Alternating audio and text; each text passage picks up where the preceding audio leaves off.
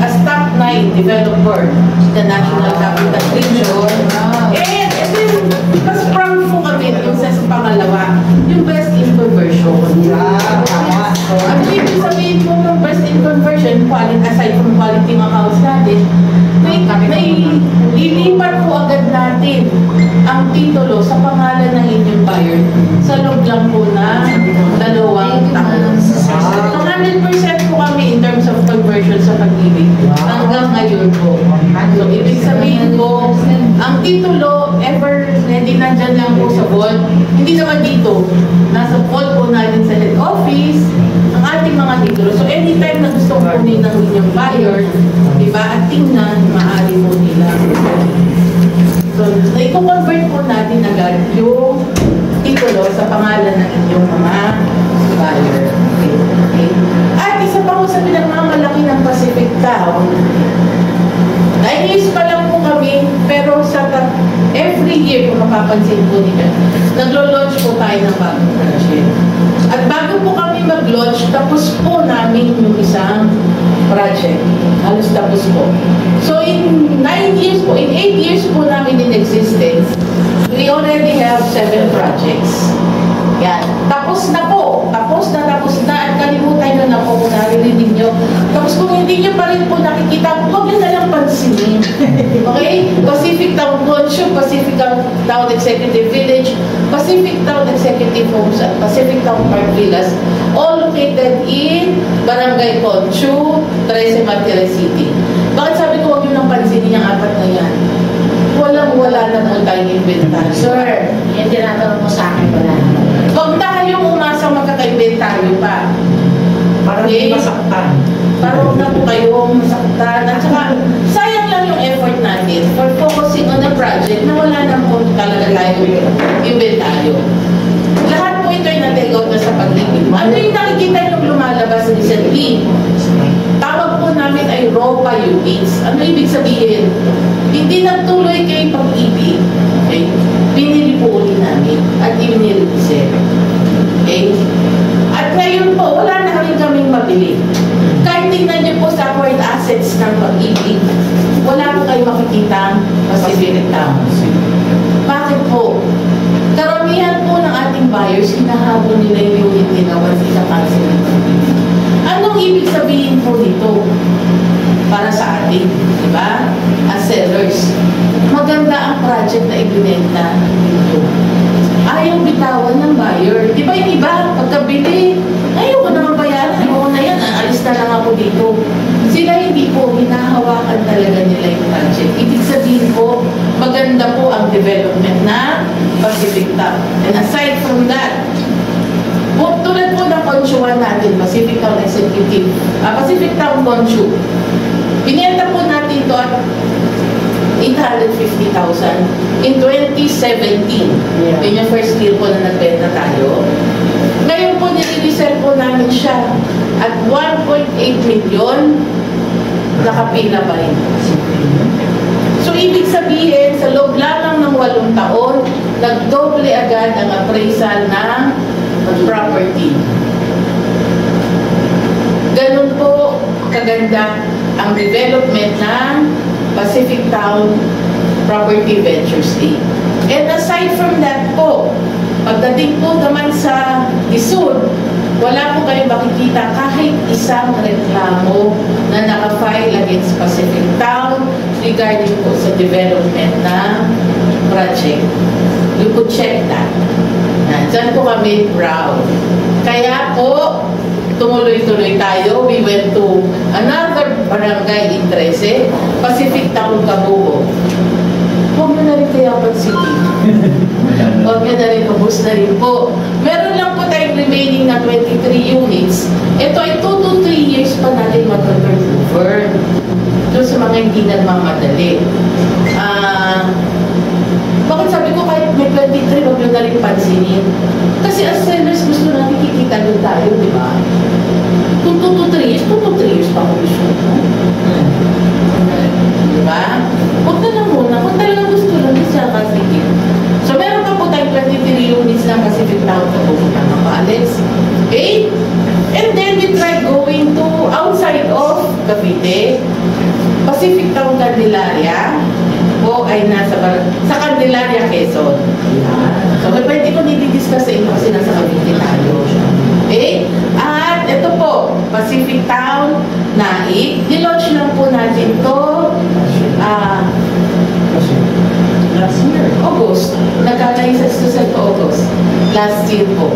At kung makikita nyo na po ang ating development, patapos na rin po tayo. So, ganyan ang development ni Pacific Town. So, every year, nag-launch tayo, pero may natatapos na tayo isang project. Okay. So, Pacific Town Naik.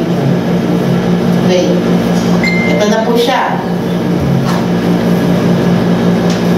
This is a total of 7.2 hectares project, total of 848 units.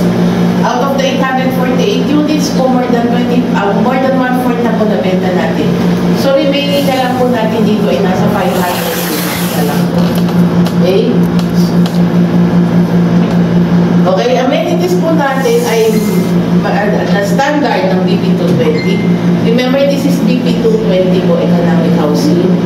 Clubhouse, basketball court, children's playground, landscape park, material, MRF, and community facilities po natin.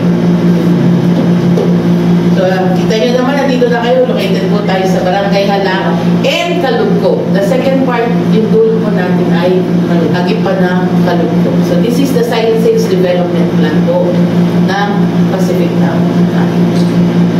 Ito yung actual video po ng development natin ngayon. Remember, this was only launched of August of last year.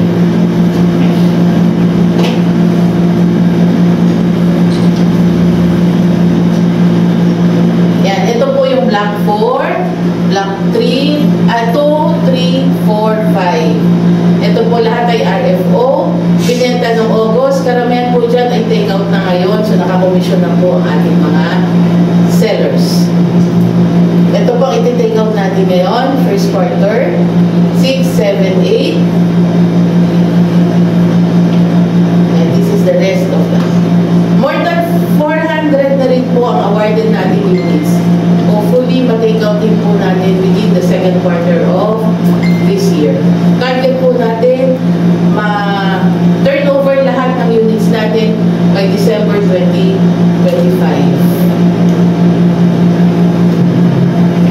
Ito yung office natin. So, constructed na rin po yung mga units sa likod natin. So, pag nagbenta po kayo ngayon, ano yung pwede natin pangako sa buyer? Makakalipat po sila ngayong taong December 1. Ito rin sila magpapasko ng 2025.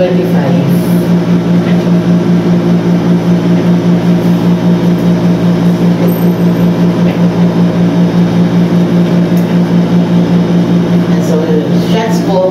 So, again, nasa likod, ito yung entrance gate natin po. Okay? This is yung entrance gate natin. This is RF already. Meron pa tayong remaining mga isa na lang. Dalawa dito. Kapag ito po yung binenta ninyo sa block na ito, 2, 3, 4, 5, mga 2 months pa lang makaya na natin i-turn over to ang unit. Depende po sa pagpasa ng dokumento ng inyong buyer.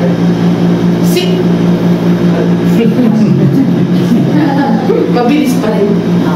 6, 7, 8, and block 25 po yung kalahati natin. Target po natin ma-take out hanggang March. Okay?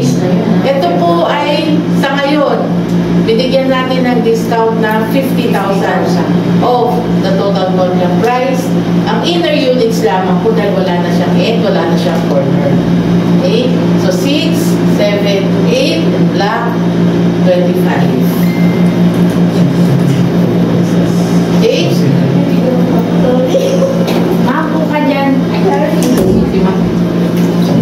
Welcome, ma! Okay. So, ito naman yung ating mga amenities. So, ito na ikot na naman po lahat ng ating mga subdivisions and nade-deliver po natin. So, ito yung actual bahay ito, hindi yung modern unit. Ito po yung actual pictures ng ating mga bahay. So, townhouse lang po tayo. Dalawa lang ang model natin. Actually, tatlo. Townhouse inner, townhouse end, and townhouse corner. Hindi na natin binigyan ng pangalan. Diba? Kasi para kahit saan po tayo magpunta, sa ulo na natin siya. Hindi na natin kailangan pa ng kodigo. Hindi natin kailangan tingnan yung cellphone. O kaya, kasi hindi na uso ngayon yung mga folder eh, no? Dati kasi kami folder pa eh. Bakit ito po yung project namin. Ay, cellphone na. Parang restaurant mo. Di ba? Ganun na lang. Hindi na ganun. Yan, so, Ay, sir. slide na lang. Slide na lang.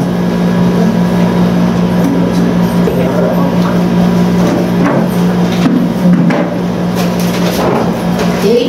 Total floor area po natin. Sige na, Alex. Kaya na nila yan. Pictures lang na natin na ano. Yan. Total floor area po natin ay 42.34. Inner, end, or corner yan. Pare-pareho po. 42.34. Ang nag-iiba lang ay ating lote. Ang standard inner unit natin is 42 square meters. Ang end unit po natin ay minimum of 57.75. Bakit? 4 po yung ating harapan. 10.5 po ang haba ng ating lote. Yan. Pictures lang. Ito, semi-complete ang ating turnover. Kung makikita nyo, lilipat na lang po ang inyong buyer. Wala lang tayong tiles at room partition. Diba? Bakit wala? Let's be, ako, very transparent. Wala man nadadagdag ang tiles at room partition sa appraisal ni Pamilya. Una.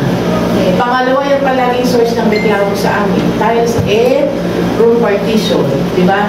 Yung iba, pag tinibigay, ay kasi gusto ko 3 bedroom. Pero ang kanya lang namang GMI, nasa isa, diba?